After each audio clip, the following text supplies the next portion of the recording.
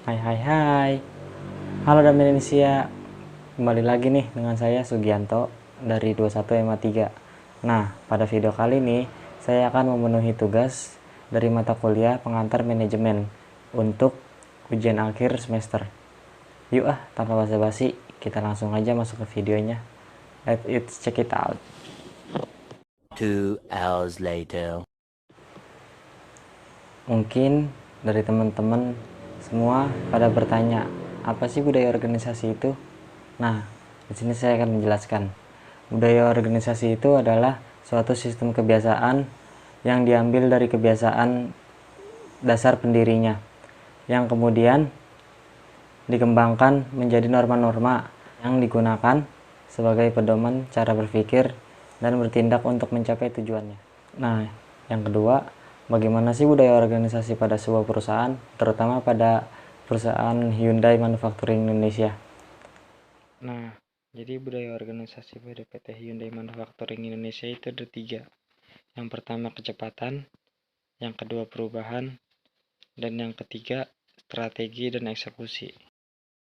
Yang pertama ada kecepatan, yaitu PT Hyundai Manufacturing Indonesia menjadi survei Interborn merek global terbaik 2020, serta Hyundai berhasil mengembangkan nilai merek otomotif secara global. Hasil survei tersebut menunjukkan nilai yang naik 1% dari tahun ke tahun menjadi 14,3 miliar dolar, walaupun kondisi pasar melemah karena pandemi COVID-19. Yang kedua, ada perubahan, adalah berkomitmen membangun tonggak sejarah baru sebagai game changer ekosistem DEVA murni. Yang ketiga atau yang terakhir adalah strategi dan eksekusi. PT Hyundai Manufacturing Indonesia ingin membawa Indonesia ke era elektrifikasi serta keseriusan Hyundai dalam mengembangkan diri ekspansi otomotif yang substansial. Mobilitas masa depan terus membuahkan hasil. Nah, masuk ke pertanyaan terakhir atau pertanyaan ketiga, mengapa budaya organisasi itu sangat penting di dalam sebuah perusahaan? Jadi, budaya perusahaan atau budaya organisasi pada sebuah perusahaan berperan sangat penting akan menciptakan kelancaran dalam segala aspek yang berjalan di dalam sebuah perusahaan. Budaya perusahaan merupakan fondasi yang berisi norma-norma, nilai-nilai, cara kerja karyawan, dan kebiasaan yang bermuara pada kualitas kerja organisasi Anda. Nah, apalagi di zaman penuh persaingan ini, perusahaan diharuskan untuk memiliki kinerja yang sangat baik agar tak kalah dengan perkembangan zaman.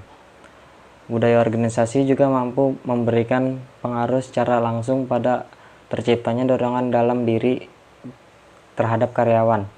Dengan kata lain, contohnya apabila karyawan cocok dengan budaya perusahaan organisasi di dalam suatu perusahaan tersebut, budaya organisasi juga mampu memberikan pengaruh secara langsung pada terciptanya dorongan dalam diri karyawan.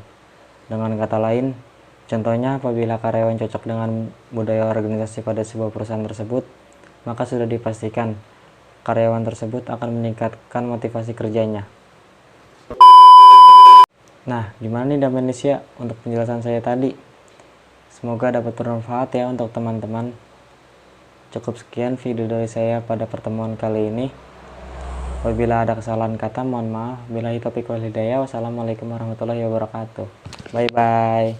See you next tugas video.